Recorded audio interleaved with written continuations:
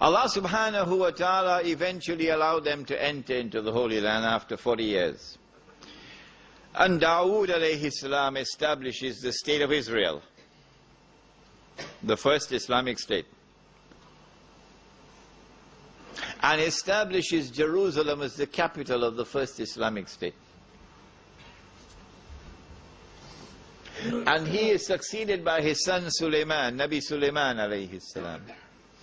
And he builds the masjid in the capital city of the Islamic State. And when you read the story in the Qur'an of Sulaiman alayhi salam and the Queen of Sheba, read between the lines, and you'll see in that story the recognition of the state of Israel as the ruling state in the world. And the definition of a ruling state is that it can impose its will on any rival. And so this is the golden age of Banu Israel, the time of Nabi Dawood alayhi salam and Nabi Sulaiman alayhi salam. But after the death of Sulaiman alayhi salam, then there was rivalry. We don't have the time, I'm afraid, to go into those details. But I mentioned to you last December when I was here a very interesting book that you might want to read. It's entitled, Who Wrote the Bible? Who Wrote the Bible? It was written by an American scholar of the Bible who is recognized for his scholarship, a professor of Harvard. His name is Richard Friedman, and the book is sold for about $11, $12.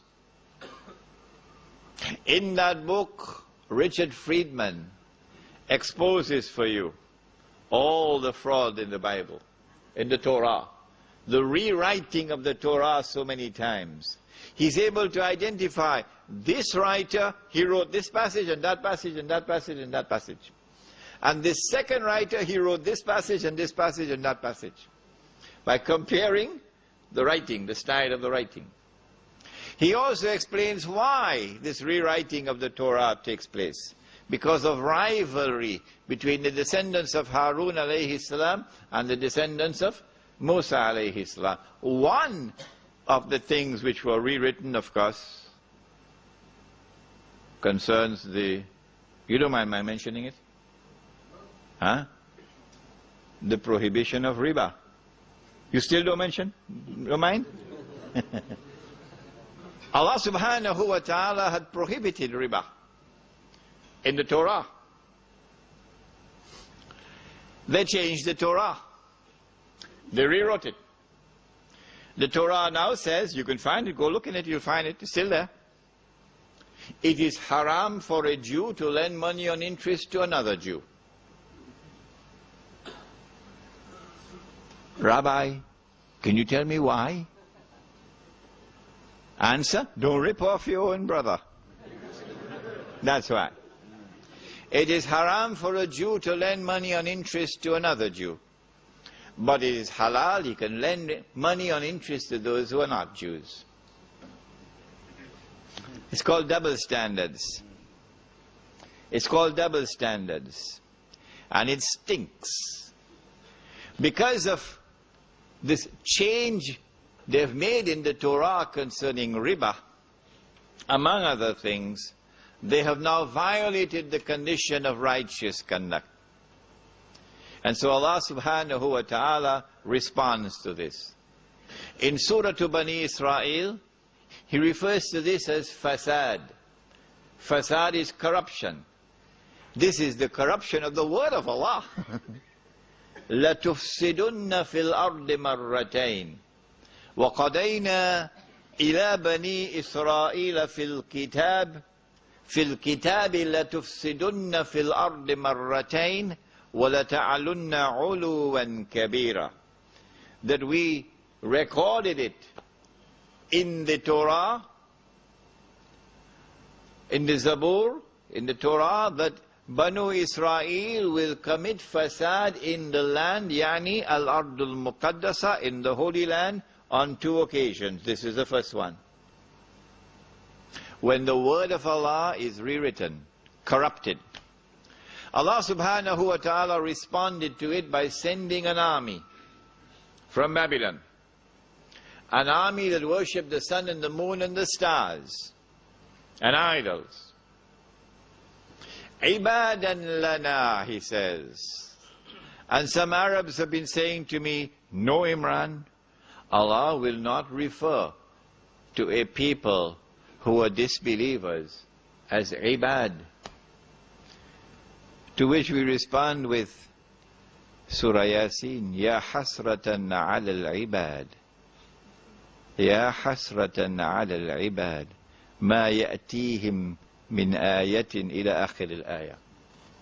So these ibad are sent by Allah subhanahu wa ta'ala. And they destroy the state of Israel.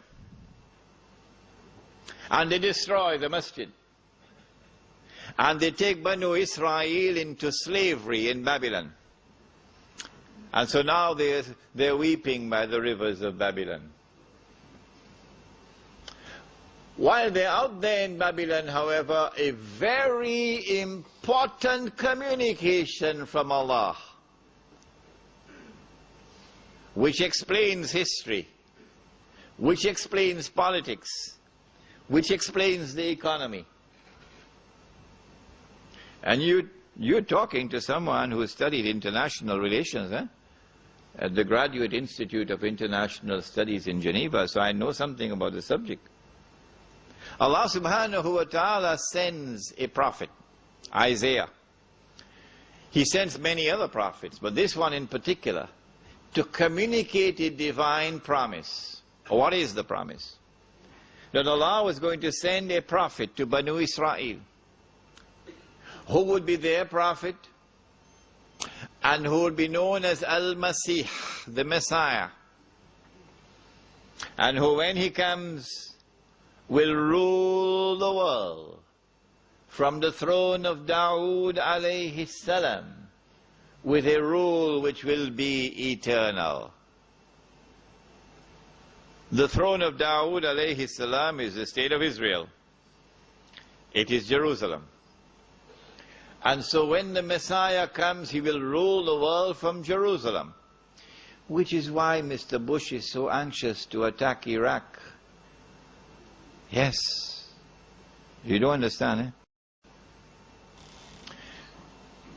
The Jews realized that if the Messiah is to rule the world from Jerusalem when he comes, and Jerusalem is under Babylonian occupation, then there are certain very simple logical deductions. Number one, the Messiah will have to liberate the Holy Land, which is now under Babylonian occupation.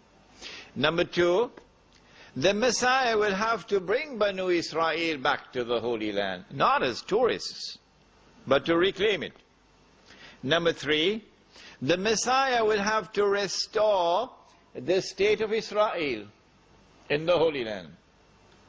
And number four, that state of Israel, will have to become once again the ruling state in the world.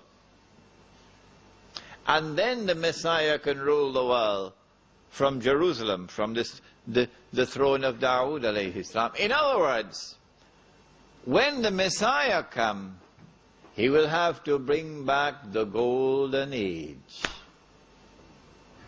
when the Jews rule the world. Shall I repeat that? When the Messiah comes, he will have to bring back the golden age, when the Jews rule the world.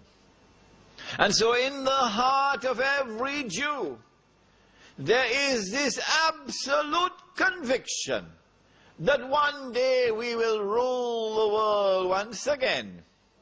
And when we do that, we will rule forever.